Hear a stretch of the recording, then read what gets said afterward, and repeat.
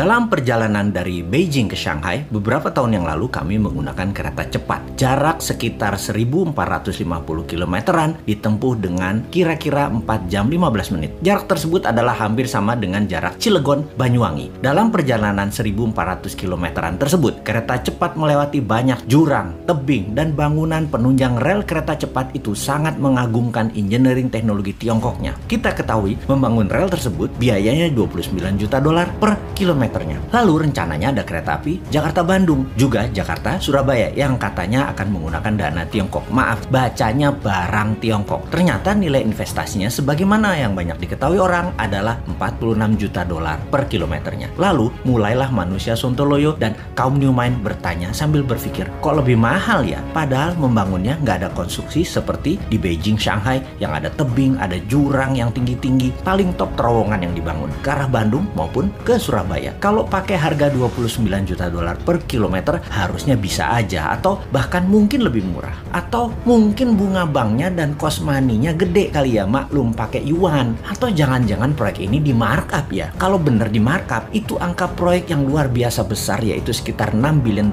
Jangan-jangan dengan hanya $4 billion jadi nih barang. Lalu cuan lebihannya yang $2 billion dibelah dua. Kita asumsikan, satu buat pihak Tiongkok, satu buat pihak lokal Indonesia yang rekeningnya di luar negeri. Misalnya nih lo ya, bukan nuduh, cuman ngayal dan cuman nanya, abis beda banget harga per kilometernya dengan medan lapangan yang tidak seajaib Beijing, Shanghai. Kembali ke cuan lebihan $1 billion atau 15 triliunan itu bisa lo buat pejabatnya memiliki jabatan abadi di pemerintahan.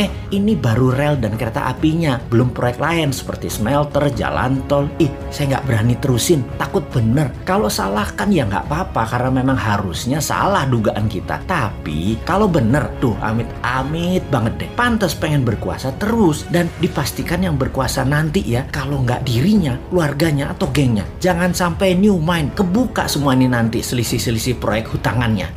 Begini sahabat, kita akan protes atau bunyi nggak sekarang? Jawabannya nggak usah bunyi, biarin aja barang itu jadi. Nilainya mau di markup kek, mau dibagi-bagi lebihannya kek, mau nipu data keuangannya kek, pokoknya bagaimanapun harus jadi tuh barang. Di tahun New Mind nanti berkuasa, kita kan nanti ditagih Tiongkok cicilannya. Maka kita nggak akan bayar dengan satu kalimat, kita nggak mau bayar, lu tagih aja pejabat yang pesen dulu. Kalau lu nggak bisa tagih, angkut balik tuh barang-barang. Atau bagaimana kalau kita audit bareng, the real price kita bayarkan, yang lebihan kita cari siapa yang ngantongin. Kayaknya hal ini akan ada skandal besar-besaran dan akan pasti terbuka banyak rahasia kaya cepat bermitra dengan Tiongkok, dan pastinya orang yang di Tiongkok ketahuan main sama partainya, Partai Komunis Tiongkok, dihukum mati itu orang. Di Indonesia bagaimana nantinya kalau aib ini benar-benar ada dan ketahuan? Ingat kan, kalau New Mind berkuasa nanti, korupsi di atas 100 miliar dihukum mati, juga plus keluarganya yang namanya ada di kartu keluarga selama 10 tahun tidak boleh menggunakan sarana negara seperti rumah sakit publik, transportasi publik, sekolah publik, bolehnya pakai milik swasta yang pastinya lebih mahal. Sementara kalau negara kan gratis. Nanti ya kalau New Mind, keluarga pasti menderita, koruptor dihukum mati. Itu bener kalau markupnya segitu, dan bener ada kasus korupsi, pasti dieksekusi sama New Mind nantinya. Jadi doakan ya sahabat, tidak ada korupsi di proyek-proyek yang unsur Tiongkoknya ada, dan pastikan ini penting, New Mind tidak berkuasa agar tidak ada koruptor dihukum mati dan keluarganya koruptor bisa memamerkan kemewahan di sosial media mereka sebagaimana saat ini.